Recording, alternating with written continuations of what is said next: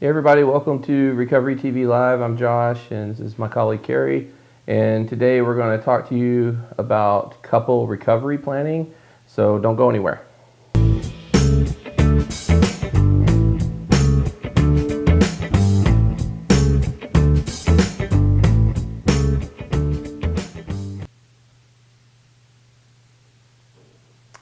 Welcome to Recovery TV Live. We're here today. We're going to talk to you about couple recovery planning following infidelity. So we're gonna have a conversation about this, and of course, if you have any questions, you're welcome to ask questions. Hannah is standing by, ready to filter through those. We do want to remind you guys that any live platform or any social media platform, they're not public. I mean, they're not what word was it? They're not private platforms. I apologize. And so they're public platforms, which means that we can't protect your privacy on those. So if you want to be anonymous in some of the questions that you want to ask and things like that, you're welcome to send us an email, which you should see on your screen there, and we'll do our best to filter through those and go through those either in this session live or maybe on the next one. Sure. Sure. Okay, so we're going to talk about couple recovery planning following infidelity. So why don't we just begin with talking about, why this is important, how we let's talk about our process and how we came about doing this with the couples that we work with. Right. Well, I think that the origin story, so to speak, Right. is really just a reflection of these kind of conversations that we've had. We've been in practice together for a number of years, and we often refer and share clients. So Right. A couple or an individual comes in to our offices wanting to work on betrayal trauma, and we start seeing them, depending on individual, either two individuals and the couple, up to 3 entities, or as few as one. Right. And so we've always just kind of done what we're doing here. We consult, we talk about things, and as we started sharing cases and sharing our goals that we were having with our clients in our individual sessions or couple sessions, we were collaborating in a treatment plan. Right. And we recognized that delivering these messages to our clients about treatment plans was kind of silly to do on our own. Right. And so because we've shared and collaborated very organically, the idea of putting together a formal plan, a written plan, and presenting it in a shared session felt just incredibly like the natural next step. Right.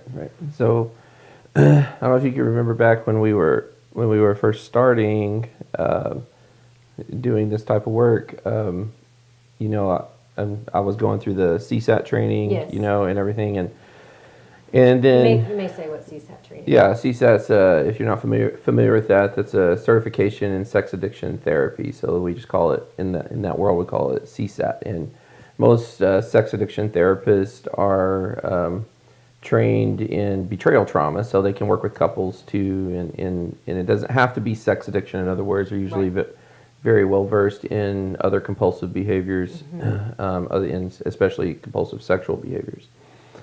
So I was going through this training, and our phones just kind of started blowing up with people finding me and wanting to come in. And then I came to you, said, "Hey, I need somebody to help me with the partners because it's hard. Most therapists don't like to see the individual client and their spouse at the same time if we can avoid it. I mean, it's preferred that they be seen by somebody else, and then somebody else see the couple, right? So you started helping me with partners and kind of inadvertently, started specializing in that, and then ultimately you went and got trained in the same training I did, and then we brought in Rebel to work with the couple.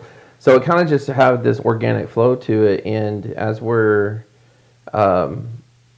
as we get, I don't know, a year into it, we're like, these partners, this has got to be excruciating because they're waiting like months often, sometimes even longer than that, if they're kind of resistant to go get help, but to get in, get on our schedules, wait to get in, and then they get to have an hour-long session, and then they got to wait another week, you know? And so we were kind of putting our heads together, like, you know, what are these partners really needing? What would really be helpful to them? And the couple recovery plan kind of developed out of that. And from our experience, it seems to be really popular.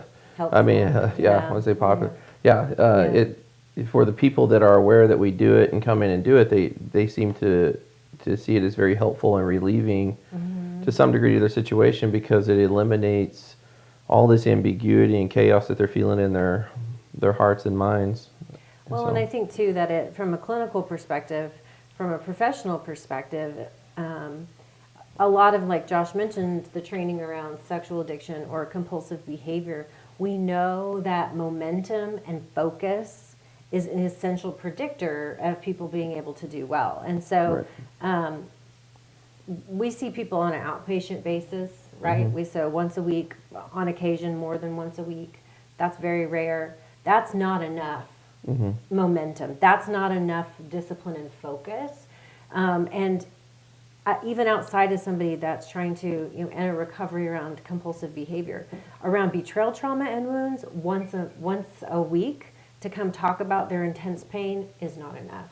And so even just from that clinical perspective, we really wanted to harness and direct people into ways that we know are helpful, into things that they can do on their own that are outside and they go along with the things that we're working on in therapy. Right. And of course, you know, just to be realistic, I think any good mental health clinician also knows that talk therapy is not enough. Right. Right. Yeah. For anybody that's really trying to make headway in improving their mental health, that 1 hour a week dedicated to your mental health is not enough. Exactly. What we're going to do in the next 20 minutes or so, we're going to talk about just kind of the structure of the recovery plan, and then we're going to talk about just kind of briefly touch on, you know, how this is helpful in other ways than just healing, like for example, for planning purposes and things like that. Sure. And so, which typically that's a big concern for most people when they're starting this type of treatment that has this level of intensity involved in it. Yeah. So what we were thinking about, you know, when we were putting together the recovery plan is, you know, how can we, you know, acquire or grab hold of the level of intensity that you see in like residential programs or intensive outpatient programs and things like that, where there's a lot of different elements involved in terms of what people are doing in those programs to recover, to heal, and to do that and apply it on an outpatient basis, you know. And so so in the recovery plan we have several different things that are involved in it, and if you want to kind of go check out a couple of our other videos, we actually did a video on recovery planning recently. I think it's actually our latest video. And then we also, probably it's not as popular of a video on our channel, but it's probably the one we recommend people watch the most, which is the 5 pillars of recovery video. You know, and so so go back through and check that out, because those pillars are involved in each of these specific plans. So basically, we have 3 different plans that we're creating in the whole plan itself, and we're looking at the individual recovery of the acting out partner, the individual recovery of the what we call the injured partner, so the person who has been impacted by the infidelity, and then the couple recovery. You know, and so we see it as 3 entities that need to be taken care of. So one thing I tell my clients a lot is that, you know, I work with a lot of men who are the betrayer, and I'll say, like, you know, you could get better in your recovery and she can get better in her recovery, and it does not mean the coupleship gets better, right?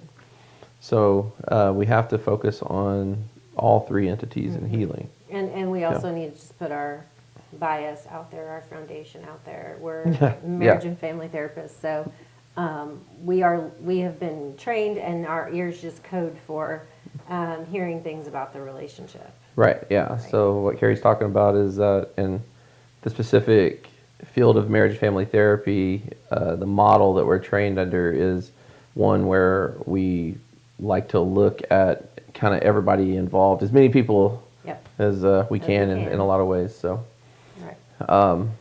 and that's what makes sense to us. Sure. And it's helpful. So I mean, it's proven to be beneficial to people. So.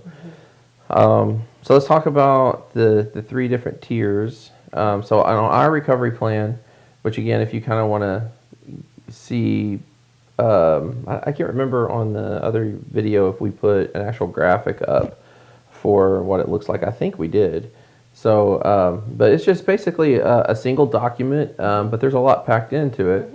And it's got 3 boxes on it, and within each box is a plan for each person. So the top one is the individual for the acting out partner. And so on that plan, all we're trying to do is help this person stay focused in their recovery. So we usually spend a couple sessions in assessment, right? So Yes. I'll see the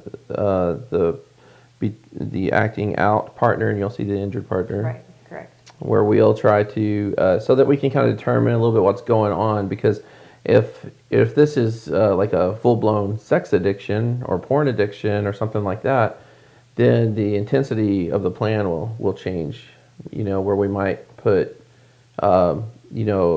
a couple, 2 or 3 12-step meetings in that plan a week or something based upon, the hold that the addiction has. But if it's kind of looking more like compulsive behavior versus addiction, which has got to be a whole nother discussion at some point, videos, perhaps, yeah. Then we, things just what this person's actually going to do for recovery will be different. And that's really important, the way you're saying it too, is just that these plans are specialized. We don't have a standard plan that we hand out to everybody who walks through the door. Right. We spend careful time and consideration and consultation with all the treatment providers to really put together a plan that we have those 5 pillars. Those are acknowledged in every plan, but what that specifically looks like is individualized. Yeah. And I can say too, like, obviously we can't bring the cameras in when we're planning one of those, but sometimes you can see like the pain over Carrie and I as we're like, okay, what do you think about a 12-step program, or how much time in therapy versus individual versus couple? And we're like, what? And, and it's just like, working it out in our minds too, of trying to polish it just right, is painful for us at times, right? But we do use a template, but that template is tailored to each party and to the couple. So it's, like I said, some of those various pieces, like accountability is worked in there, the counseling, support, trying to get some kind of support involved, and the whole purpose is to help them stay focused. And that's also true for the partner too. Yeah, and there's a lot of symmetry basically in the plan for each individual. Yes. For the acting out partner or the betrayed partner, injured partner. We are going to hit those 5 pillars, and so there's going to be some level of therapy, of individual therapy, whether that's individual therapy for assessment, perhaps for disclosure prep, which you can look at some of our other materials around disclosure, or if it's continuing ongoing individual therapy to deal with, the event that happened and any, kind of traumatic responses and or other mental health conditions that are typical, like depression and anxiety. And then the symmetry continues, that there is some kind of suggestion for the betrayed partner around support. It may not be a formalized 12-step group. Sometimes it is, but it's definitely a part of the plan is to establish and grow your connections with other people that have some idea of what it's like to be in your shoes. Because Josh always says there's magic that happens in group that can't be replicated in individual or couples therapy. And so it's literally our job to put that down as part of how people can recover. Absolutely, absolutely. And that leads us to the couple recovery. Before we go there too, I just want to make sure that we're filtering through comments. Hannah, if you scroll over on the bottom there's a button where you can see, just kind of scroll to just kind of scroll over though. There you go. Pause for technical adjustment. There you go. Live commenting. That way we can see if any comments or questions come through. Okay. So, to piggyback on what you were saying, the symmetry, the couple, the two individual plans look a lot alike, with some variation in there. Right. The couple plan is very different from the two individual plans. And so, we're talking about the first 6 to 8 months of recovery. So there's a lot of what we call infrastructure building. Yes. So like if, when you start diving into the heart of trauma, the injury itself, infidelity or the discovery of infidelity has a way of activating a lot of trauma that has lied dormant for years. And then also just the trauma of the injury to the relationship itself. Right. You dive into that first without doing some infrastructure building, then our fear is what would be for the addict would be relapse. For the non-addict would just be, more disconnect, Right. and pushing away more. So we really want to. Before we dive into all that, to make sure the couple is ready for that type of Trauma work. impact. Yeah. The emotional stuff that they have to go through in session, we want to be able to deal with that. So we call it like, it's like building a road, it's paving the road and putting guardrails up, putting lights on it so you have a path to travel that's safe. And so we're assessing that too. And so in the beginning, the couple recovery piece is we usually do put couples therapy in there. Yeah. I would say more often than not, that's more on the back end of that the 6 to 8 month right. time period. Yeah. But sometimes couples are ready to jump right in there. Right. And we're, based on our assessment, we're okay with that. Sure. Right.